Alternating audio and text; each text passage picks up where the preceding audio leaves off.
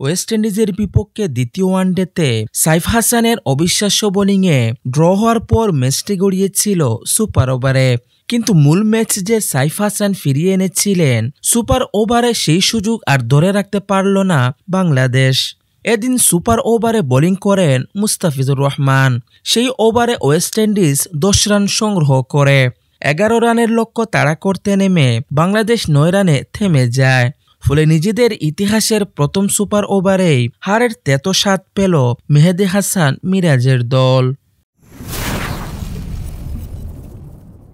Super ওভারের দায়িত্ব পেয়েছিলেন অভিজ্ঞ পেসার মুস্তাফিজুর রহমান। প্রথম বলে সিঙ্গেল নিলেও দ্বিতীয় বলেও শেরফান রাদারফোর্ডকে আউট করে আশা জাগান তিনি। কিন্তু এরপর সেই আশা আর ধরে রাখতে পারেননি। ব্র্যান্ডন কিংয়ের সহজ ক্যাচ ফেলে দেন মেহেদী হাসান মিরাজ, যা ওয়েস্ট ইন্ডিজের জন্য 1 রানের পথ খুলে দেয়।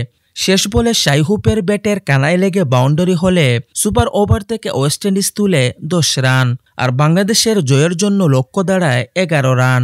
11 রানের লক্ষ্য তাড়া করতে ব্যাট করতে নামেন সাইফ হাসান ও সৌম্য সরকার। বোলিংয়ে আসেন আকিল হুসেন। প্রথম বলটি হোয়াইড হয় এবং পরের বলটিতে সৌম্য সরকারের 2 রান ও আম্পায়ারের নো বল ডাকার কারণে 1 বল থেকেই 5 রান এসে যায়। আর তাতে মনে হচ্ছিল জয় তো হাতের মুঠোয়। কিন্তু এরপরই শুরু হয় ছন্দপতন। সাইফ হাসান স্ট্রাইকে এসে প্রথম বলটি মিস করেন। তৃতীয় বলে সিঙ্গেল নেন সাইফ। তখন 3 বলে সমীকরণ দাঁড়ায় 5 রানে।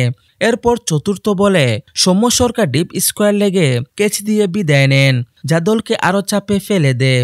2 বলে যখন 5 রান প্রয়োজন, তখন নাজমুল হোসেন শান্ত নেমে সিঙ্গেল নেন। এরপর আকিল হোসেন আরও একটি হোয়াইট দেন, কিন্তু শেষ বল থেকে আসে মাত্র 1 রান। ফলে সুপার ওভার থেকে বাংলাদেশ 9 রানের বেশি তুলতে পারেনি এবং ম্যাচটি 1 রানে জয়লাভ করে সিরিজে 1-1 সমতায় আনে ওয়েস্ট ইন্ডিজ।